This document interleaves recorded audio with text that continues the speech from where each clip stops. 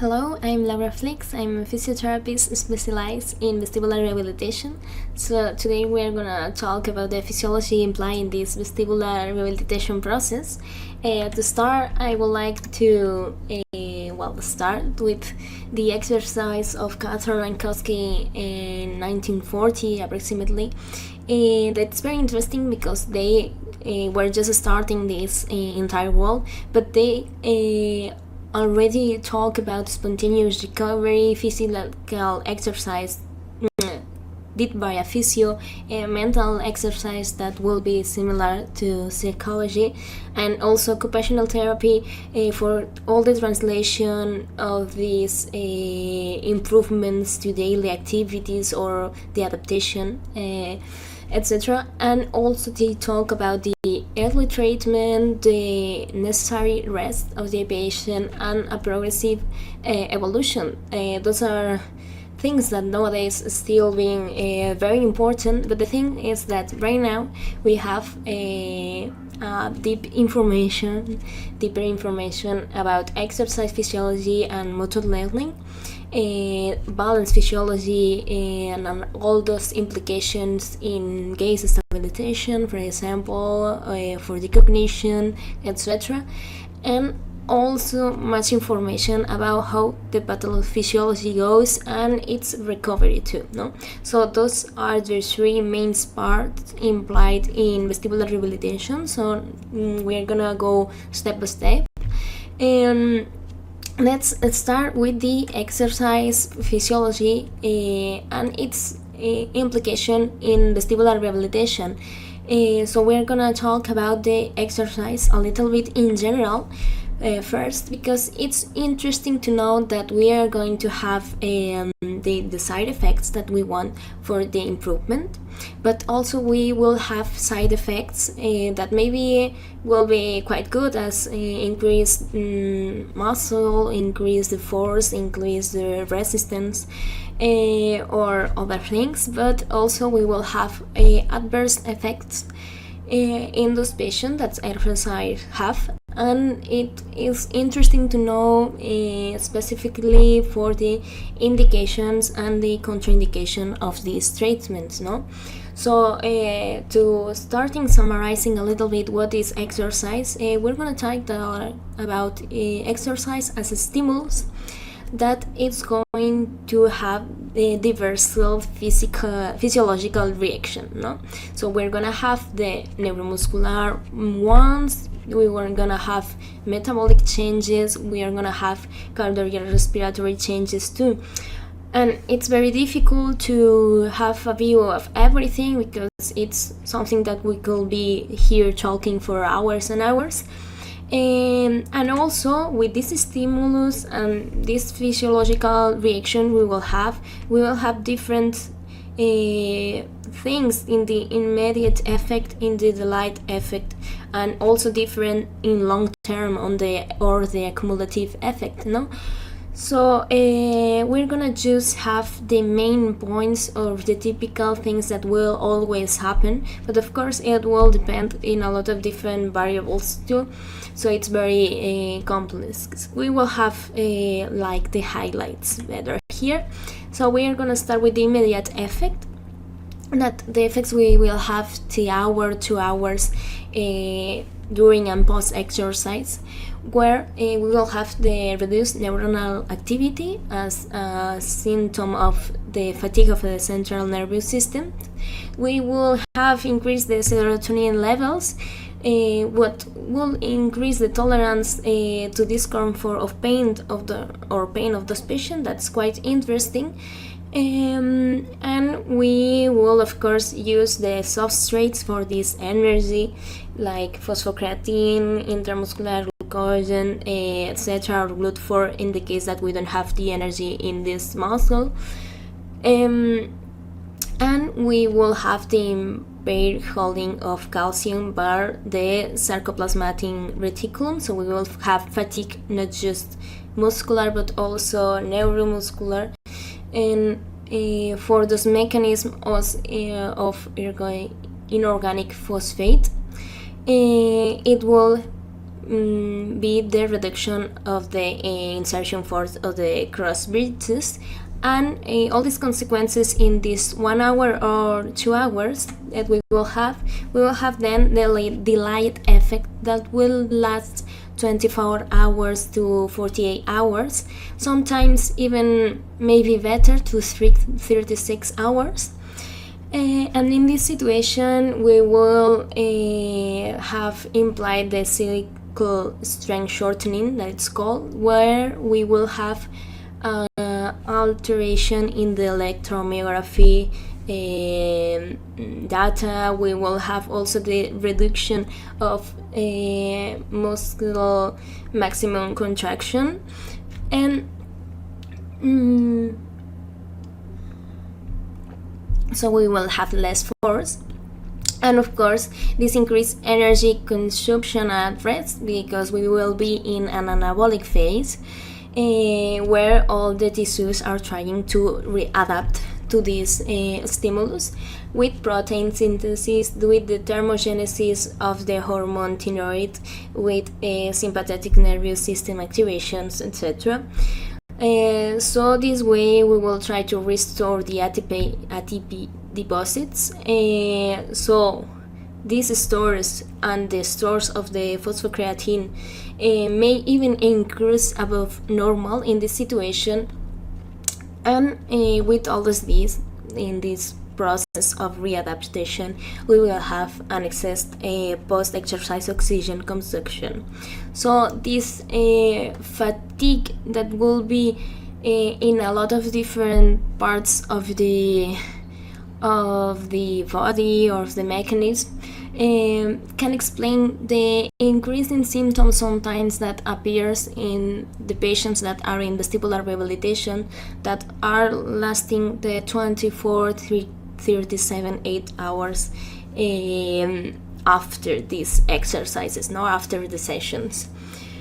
But then we will have the long-term effects, the cumulative effects after these 36 hours, 72 hours, where the strength will return to normal levels, of course, and the glucogen stores will be completely replenished, no?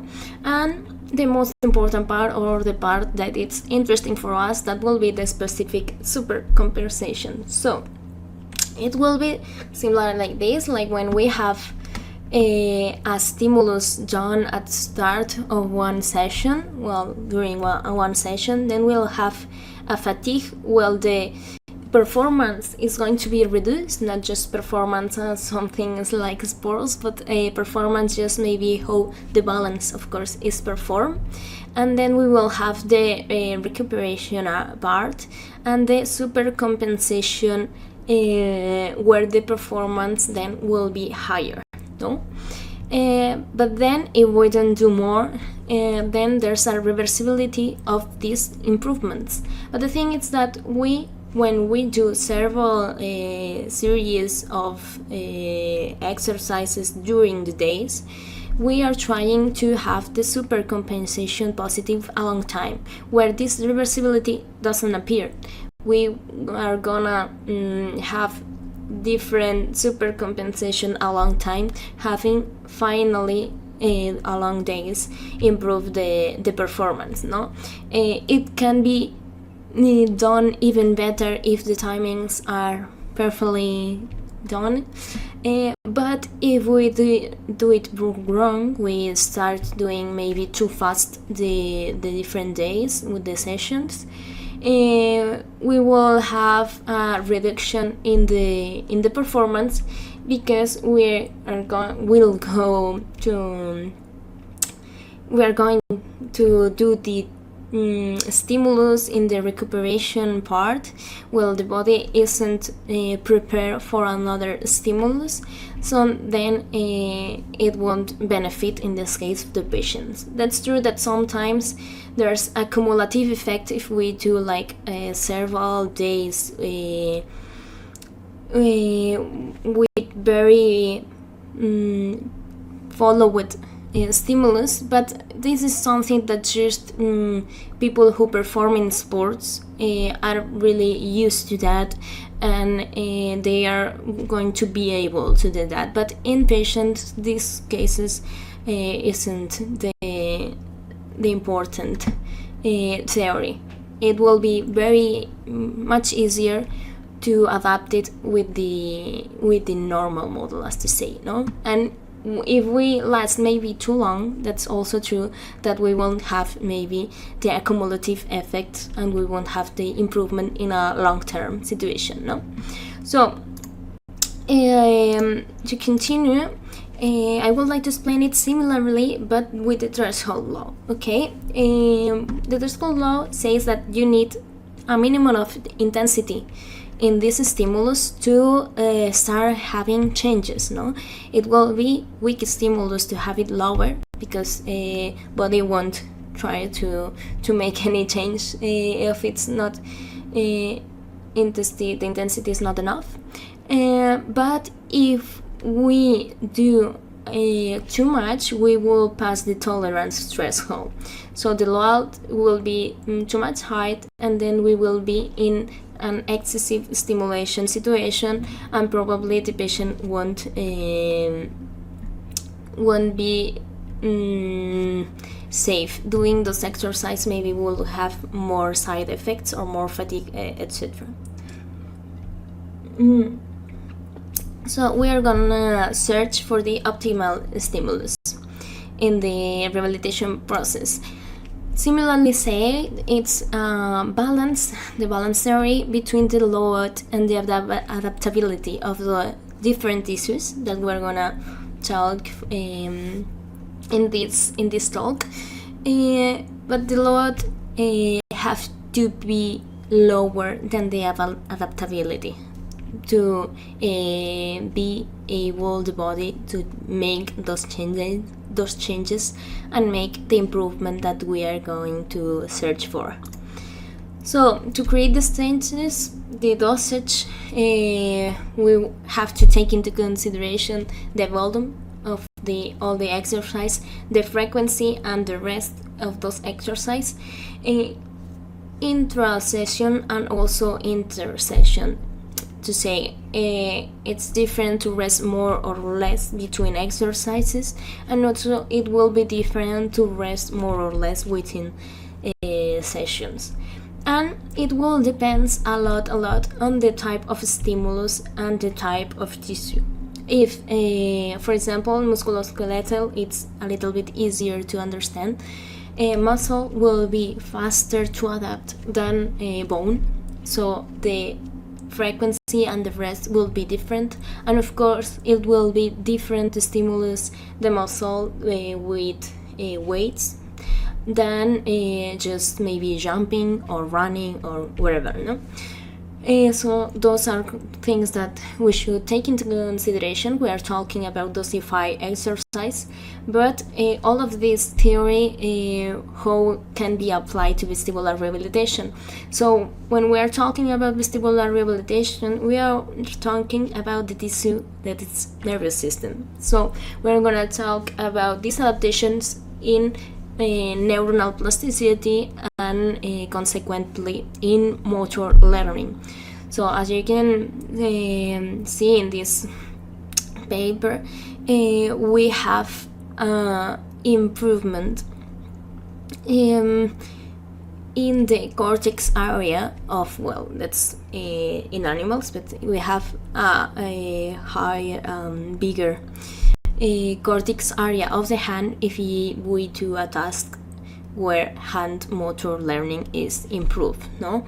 So we're gonna have changes in humans in a lot of different areas that are all implied in this activity. For example, for motor learning, we're gonna have changes in cerebellum, in motor cortex, in somatosensory cortex, etc. But regarding balance specifically, as we are talking here about vestibular rehabilitation, we're going to have balance that balance training in healthy population will increases cortical thickness in the visual and vestibular cortical regions. That it's very interesting to know that we are going to make changes also in our patients. So, how will threshold law applies in this situation? Well, we are gonna tell that the current the minimum threshold, it's wrong there, will be the minimum amount of exercise, the minimum difficulty and novelty of the exercise that we will apply to start making these changes in the central nervous system. And we are talking about the tolerance threshold. We are going to talk about too much fatigue or the appearance of adverse effects of those patients, no? And all of these will be different depending on the previous experiences of the patient. If they were used to do exercise, if they were active, they will have different levels of these thresholds than if they were sedentary, or also other variables, that age will be different. Children adapt very, very fast. They adapt faster than the main adult, or it will be also, of course, the main adult faster than another older adult, no?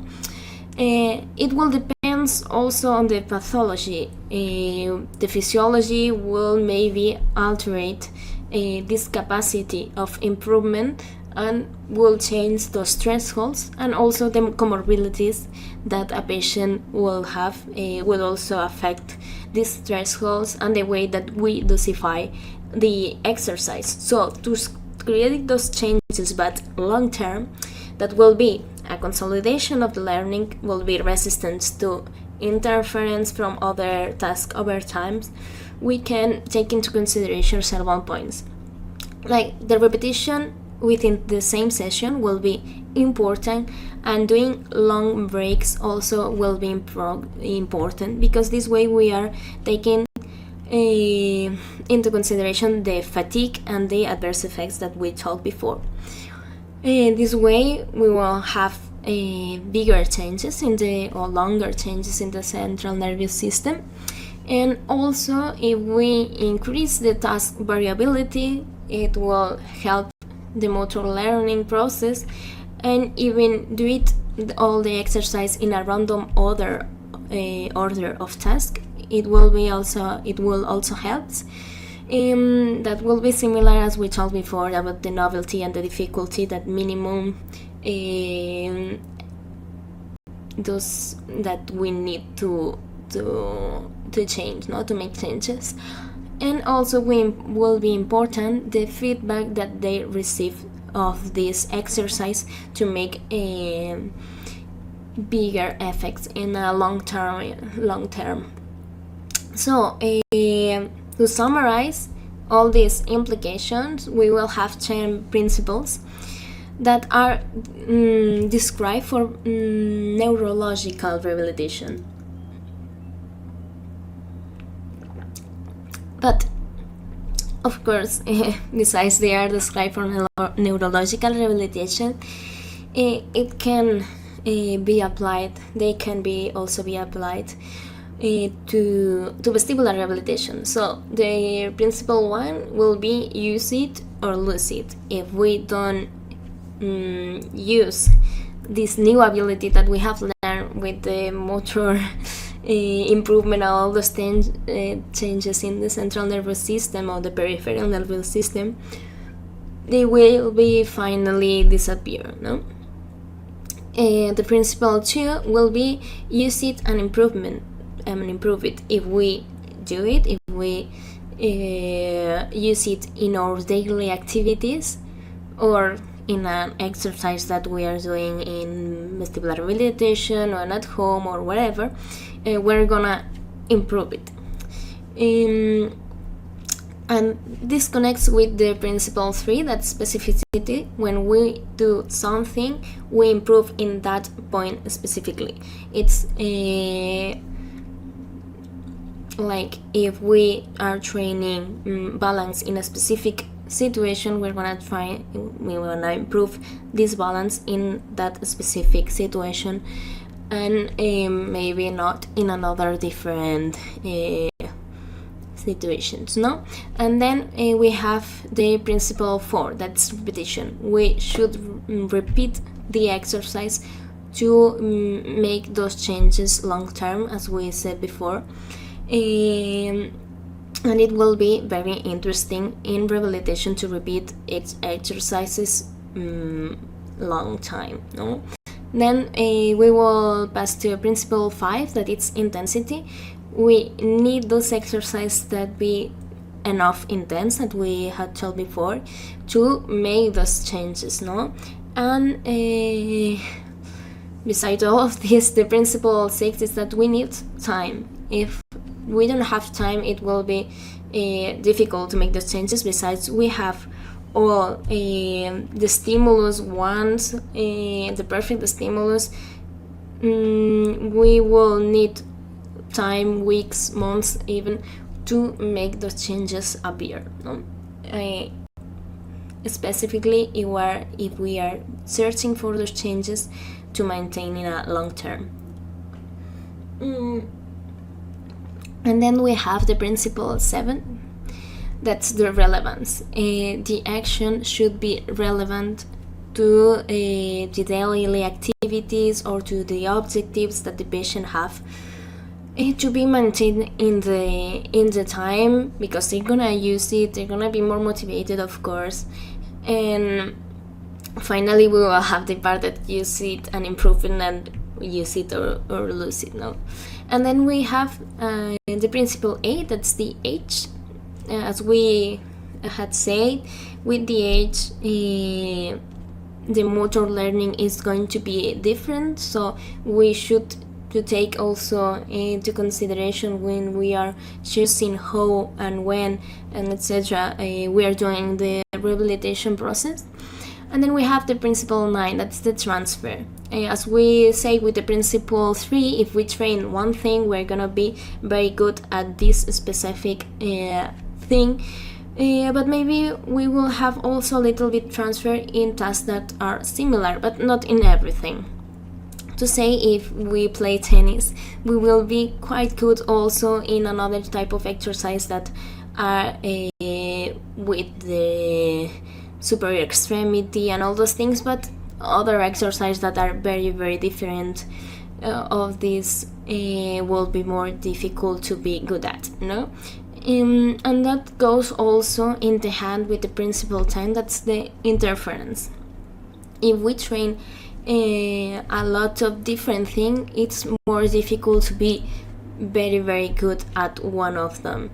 This principle, it's maybe sometimes less important in vestibular rehabilitation, because we are going to search for a good balance in a lot of different situations and not just in one, so it's more important the transfer.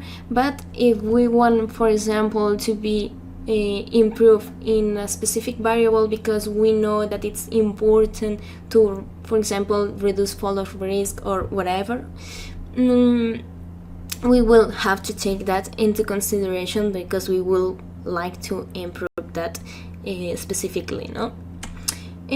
So with all those principles that are going to adapt in every rehabilitation process, depending on the patient and the situation, one of others are going to be more important or less, no?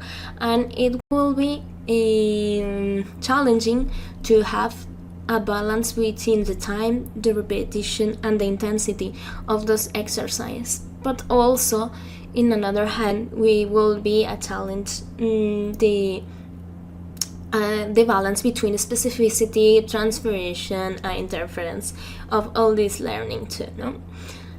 So regarding all those changes that the exercise can do, we're gonna see how it can be applied in the physiology involved in imbalance, no?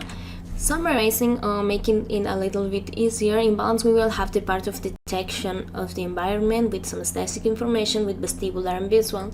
Then the processing, that we will have integration and interaction, having finally the action of the balance or whatever, where variables as structural biomechanics or the muscular tone can also influence, no? But regarding the processing, we will have the integration and the interaction. But the interaction will have inside the integration, because we need the integration correctly to have a good interaction, no? I divided the interaction in the proactive balance and the reactive balance, okay? And then we will have the static, but the static will be a balance within proactive and reactive, because we are never totally static, no? So in the proactive part, I would like to emphasize the integration part, because we need to know where we are, our self-perceptions, and then we will have the motor planification, no? And then in the reactive balance, we will have all the changes that goes after the action, that will be more or less, to simplify, vestibular reflexes and the postural realignment, okay? So then inside the integration, we will have the orientation in space and the self-perception, and inside the orientation we'll have a lot of different things to take into consideration. That would be spatial navigation, spatial learning, spatial memory, the object recognition memory, etc. But the most important part for the vestibular rehabilitation is the self-perception, when we will have, well, the self-consciousness and the perception of the own movement. That will be the most important, the most interesting point. So to make it this scheme more apply, we will have with the vestibulocular reflex, it's a typical schema of that semicircular canal that has the detection part, then the procession is all the mechanism what we know about vestibulocular reflex, and the final action will be the gaze stabilization, that it can be measured with a visual acuity. But also we will have the otolite organs that will detect, and we will have the process of vestibulospinal reflex, and we will have the contraction of the stabilized muscles. But the thing is that when we are in the balance part, it will be more complex, because all the detection, all the information that it's going to start with the semicircular canals and the otolite organs will interact a lot in the self-perception, the postural realignment, and also the orientation, to finally have an output that it's balance, no?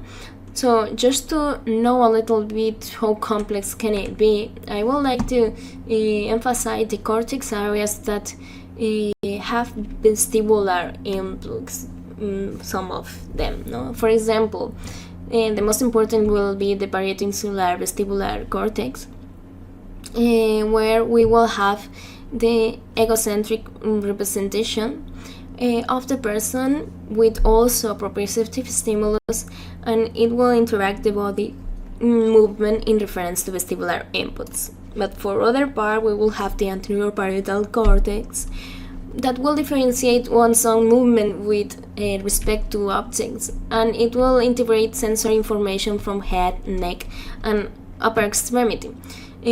So it will be another different point, for example, to take into consideration. And not just the own representation, but also the spatial representation, differentiation, the movement itself, and the states of acceleration that will, for example, integrate vestibular and visual information mainly in Brodmann area 37. And also we will have the retrosplenial cortex that will change from egocentric to allocentric, so more first person to third person view on our brain, or even more complexity we will have, if it's possible, in the hippocampal and parahippocampal cortices, where we are going to integrate cognitive maps regarding to spatial memory, regarding information about the past, and navigation planning regarding information about the future. And this connection of the vestibular system with the hippocampus will be in a lot of different, four type different of pathways. So we are going to have a lot of different variables that are going to interact to finally have this part of processing that we were talking before about orientation. But at the end, when we are trying to understand this in clinics, or more take it to a functionality part, we simplify this, saying that we're using more visual or more vestibular information or more somatosensory information, depending how we react in those different situations, no? But the thing of this is that this is always changing. This is different from the person, from the previous experiences, etc. No, so it's a process of sensory reweighting according to the task. When we are maintaining the balance in a challenging sensory environment, a non-pathological person, we use more visual information than vestibular and somatosensory, and it will change when it's not that, when we are relearning the situation, and we're gonna use, for example, more vestibular information to maintain, no? And it's something like it's dynamic and it's always changing.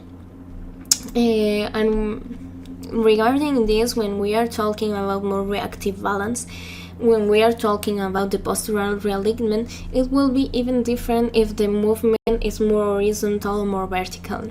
So with horizontal translation of the platform force, we can see that if the movement is done in 80 or 100 milliseconds, it will be more somatosensory information, and in 200 milliseconds then we're going to use more visual information. And it's going to change, for example, if we have a peripheral neuropathy, because this reaction will be longer because it's not that fast, the connectivity, no?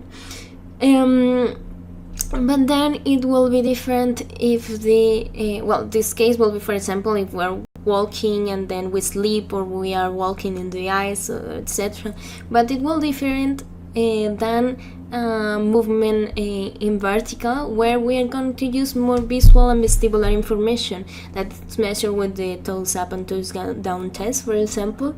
But will be in daily practice, I don't know, going upstairs or something like that. And if we are doing with eyes closed, will be totally information, almost totally vestibular information that it's going to change, no?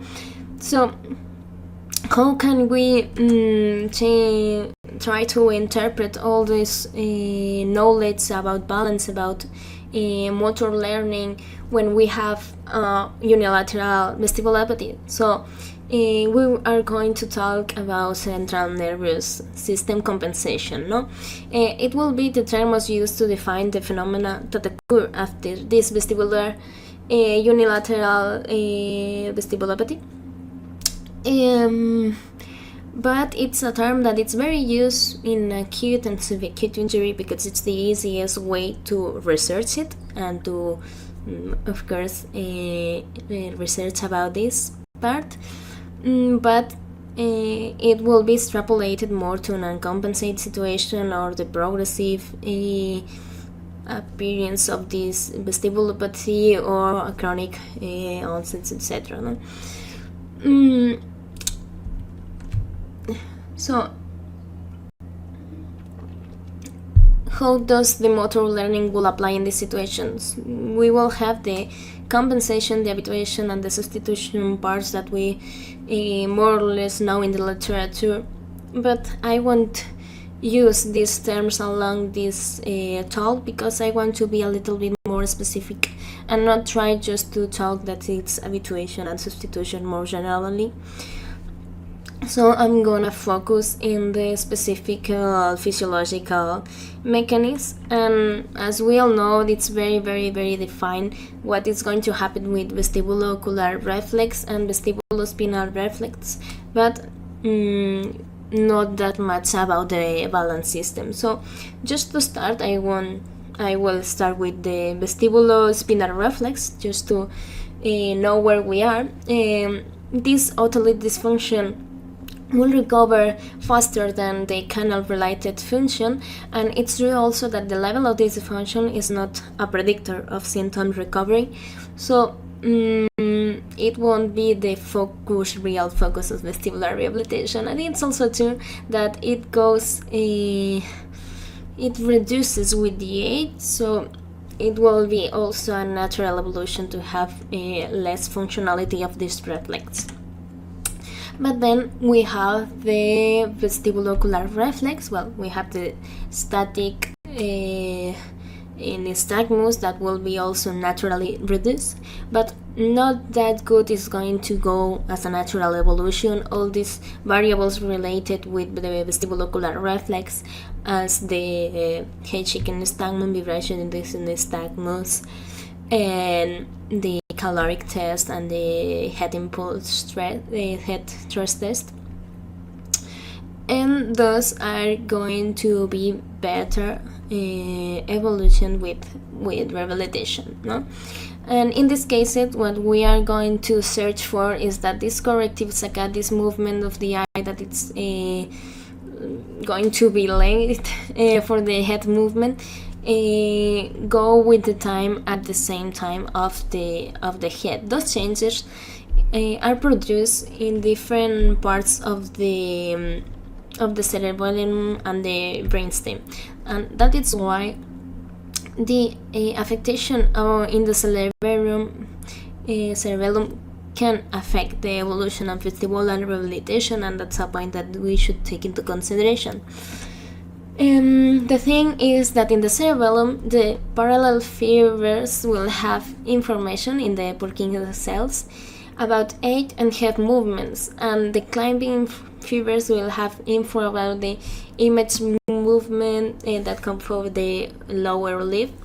And finally, this interaction of information and the displacement of the image on the retina goes to not a good stabilization, will give enough feedback to improve this through these cells.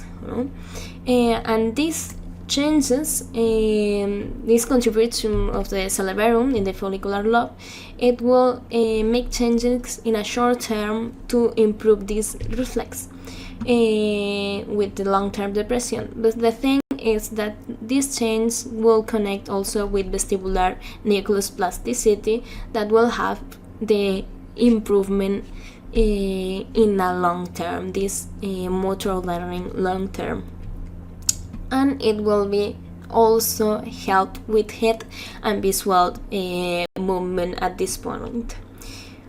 So this way we will have that these saccades are going to be more accurate and more organized, that it's also followed but functional improvement that can be measured in this case for the dizziness handicap inventory. And we can see that it improves it goes with improvement on functional, emotional, and physical discapacity. But when we are talking about the balance, we're gonna start having it a little bit more blurred, no? So then we will have affected the proactive and reactive balance.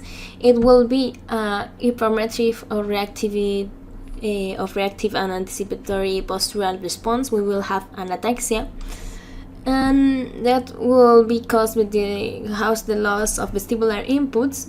So this way we will have an inhibition of the spinal motor system. and the reactive sympathogenesis of somatosensory inputs. To have it a little bit more easier schematized to say, we will have normally a central order in the nervous system for doing an action, for motion the limb or wherever, that goes at the same time with a postural adjustment with the proactive balance to maintain it correctly, and then maybe this motion will have a postural disturbance that will give a feedback, a reactive. We will have the reactive balance, no? But when we have a lesion, an acute injury, this central order will send this action of motion, but won't have a correct postural adjustment. So we will have a bigger postural disturbance that will come with this hyperreflexia that we have been talking about. And this situation, we will need a bigger postural readjustment, but this postural readjustment will come also with a feedback to the central order. This feedback can be used for improvement the initial information that we should currently have about this postural adjustment, so we will have the sensory reweighting according to the task that will help to have this proactive balance better, no? And it will happen in a lot of different contexts, and here it's where the principles of specificity, transfer, and interference of the motor learning will be more important. And then that it's true that there's a part of the patients that will be interested to know very specifically who goes better without doing anything, because the natural evolution is very good, and who will need to do a vestibular rehabilitation. But sometimes they are not going to go perfectly good by itself, so it's the important point to know where to set vestibular rehabilitation, no? So in this line we have the predictions of the central nervous compensation, and as we told before, the principle of age is very, very important, because there's a literature that says that age has worse evolution, besides others that says that theoretically age is the same evolution if we see it longer time, because they need longer rehabilitation, because the motor learning process is slower, as we had been talking about before. And also in the same line with, well, the changes in brain white matter, of course, is gonna go in the line that they will need more rehabilitation, they go with worse, no? Also, it will affect the different levels of injury, because they will get to different degrees of recovery. If they had bigger lesion, bigger discapacity, it will be more difficult, of course, also to return, because we will have less functions maintained. But it's not just about this improvement in vestibulo-ocular reflex, it's also about balance, and it's usual, more or less usual secondary effect, side effect, the visual dependency that happens in those patients. And it's because the sensory rewriting that have to be done in a lot of different situations isn't correctly done, no? So we are gonna maintain, like, in a demanding situation where visual information it's always needed, and we are not gonna do these changes between learning again and have more vestibular information to maintain this balance, no? And that's where vestibular rehabilitation also can really help with this motor learning of the situations. Here we can have a lot of different things that can affect us, like the sensitivity affectations maybe by diabetes, musculoskeletal pain, peripheral nerve compressions, etc., or mobility impairment like arthrodesis or like dysmetries, etc. No, and then we will have the visual impairments also that will strabism and blindness, for example, will be of course much more difficult to make it better. But all these variables will be not by their own. If we see the biopsychosocial model of medicine that's going up right now, it will be very important the psycho and social variables too, where all these compensations in the central system maybe can't be adapted as easily as it will happen in a better situation regarding the psychological and social variables. And a good example of this is of course the persistent postural perceptual dizziness. And at this point, exercise has also its own benefits. It won't be as a psychological or psychiatric therapy. Of course it should be done at the same time, but it's also true that exercise have its anxiolytic effects, have also antidepressant effects, and it can be just a plus in just something to sum up everything, to add to these effects, no? Something that can help. And finally, another different vestibular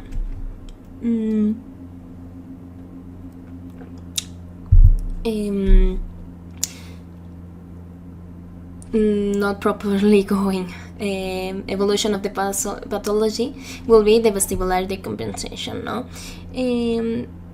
Because there will be a long-term recurrence of symptoms in some vestibulopathies, because the principle that we talk about, the use it or lose it, if they don't have much activity in their daily activities, if they don't use this improvement on motor learning, probably it will disappear, no? But until now we have seen the effects in physiology, in exercise, in balance, in pathology, but just unilateral. Just why? Because it's easier to understand, and it then can be extrapolated to a lot of different pathologies where those complexity are increased, no? So we will have all the implications of principles that we had told before, but we need to adapt it to the different pathologies that we will have in clinics, and with all the different variables. So depending on the moment, one principle will be more important than others. For example, when we have not just unilateral but bilateral vestibulopathy, the physiology implied in adapting the vestibulocular reflex will be a little bit different, and other physiology aspects as tracking or central pre-programming or cervicocular contribution will be more important to be able to adapt this reflex to make it at least more functional in the daily activities. So our theory, it's going to be different, so our way of treatment probably will be also different to interact, no? To improve this patient, and also not just with the vestibulocular reflex but also with the equilibrium. So we will have that those patients have visual and synesthetic information depends. Those will have poor reactive balance, those will have residual vestibular information also, and in a different grades. And this is a very huge point for the bilateral vestibulopathy, because better prognosis after vestibular rehabilitation do better responses at high frequencies of vestibulocular reflex. To say, if we have more information that's still coming from the vestibular organ, we will have better rehabilitation outputs. And it's interesting to know how the rehabilitation is going to be focused, and of course to talk to the patient to know how long are they going to be in the process, and how the final situation could be, and as we had more or less adapt all these principles, well, we could go deeper, but not just in bilateral vestibulopathy. We are going to adapt, maybe doing more reactive balance, maybe trying to search for this vestibular residual information, changing the way that we are going to adapt vestibulocular reflex. Similarly, we are going to adapt those things, this knowledge, to the different pathologies in our clinic. It will be, of course, different to do the rehab process in unilateral acute vestibular pathology than in Multiple vein syndrome, than in motion sickness, than in dizziness and unsteadiness post BPPV. It will be different in vestibular migraine. It's very interesting because the physiology of migraine also it's very, very complex, but we have also a good point, an interesting point with the vestibular rehabilitation. And similarly with the unsteadiness post BPPV, there's a lot of theories why they still having dizziness or unsteadiness, but between those theories, one will be the compensation of the central nervous system, and we will have a huge point there to improve those patients. And as we had been talking about, the older adult, of course, is a huge point that it's going to be going differently than others, but not just for the age, but also for the pluripathology that it's going to affect, and it's going to have a very huge variability between those patients. And even more with more neurological patients than canvas syndromes, multiple sclerosis syndromes, Parkinson's, or even, well, taking in consideration that others are going to go worse during the time, knowing where and when they have to do it. They have to do rehabilitation because they can also improve the quality of life. It's going to be a challenge. And also the stroke will depend, of course, in the huge variability of kinds and types of strokes. So choose how it's going to be the rehabilitation process. It's going to be really, really challenging. And here is where the clinical reasoning will makes also a huge point to focus the rehabilitation process more depending on the patient, depending on their activity, depending on their age, depending on the pathology, depending on a lot of different variables. And we are going little by little in this direction that make the vestibular rehabilitation process more individually for the patient. So thank you so much for listening to me. I hope that you enjoy a little bit. I hope that it had been really understandable. You have here my mail for any question or whatever that you will need.